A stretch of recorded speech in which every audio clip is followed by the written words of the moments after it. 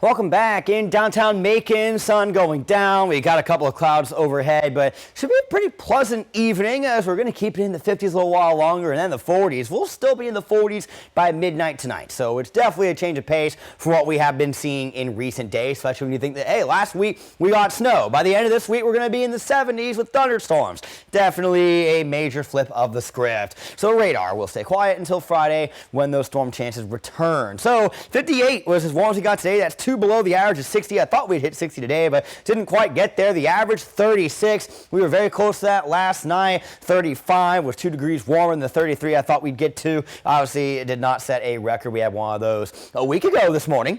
No, it was a week ago tomorrow morning. That was the 12 degrees. So I'm off by a day. Either way, the 40s will be where we spend the majority of our evening as we're, going through those summertime hours now. 37 degrees, again, right around the average for this time of year. Wind out of the west-southwest, 5 to 10 miles per hour. And skies should be mostly clear across the region. We do have a few low 40s in the warmer spots. But, I can definitely say with confidence there is nobody that's going to be getting down towards that freezing point tonight. And we're going to put those days behind us for the time being as we're going to keep on warming up. All right, tomorrow wind will be out of the west. We'll be seeing sustained speeds 10 to 15 miles per hour, gusts ranging 20 to 25 miles per hour. We have this little front here. It's not going to do much of anything except make the wind do a bit of a shuffle, all right? Going from the west to the north overnight and then to out of the southeast by the time we get into Thursday.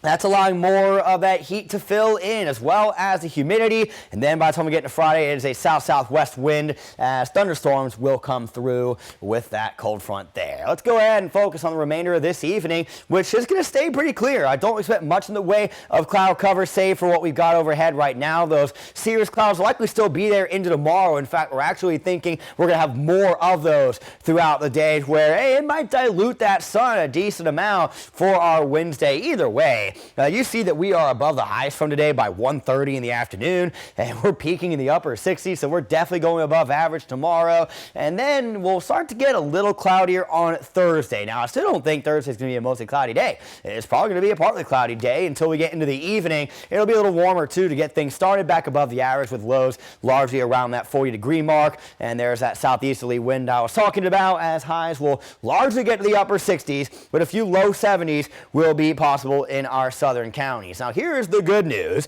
With Friday and there being heat and thunderstorms, like, okay, well, what's an idea of severe chances? This map's blank. We love that, all right? If you had a 15% area highlighted, that usually roughly translates to a level 2 threat. And if you have that 30% or higher, that orange color, that usually translates to a level 3 or higher. So love that neither of those are highlighted there. That doesn't mean like a level 1 can't shape up by the time we get to Friday, but definitely good to not see the SPC recommending or preparing for severe weather at this point as we keep warming up. We'll have your extended forecast in 10 seconds. Your 41 NBC AccuWeather 7-day forecast is brought to you by Volume Chevrolet. We've got 3 days left to January. The final day of the month is going to be a stormy one, regardless of whether or not they are hazardous, which they probably aren't going to be too bad. Just going to be thunder, lightning, and rain. Then we get into February, all right? Sunday looking sunny, so General Beauregard Lee is probably going to end up seeing a shadow if that tracks. And that would mean more winter, even though temperatures in the next week are looking rather toasty.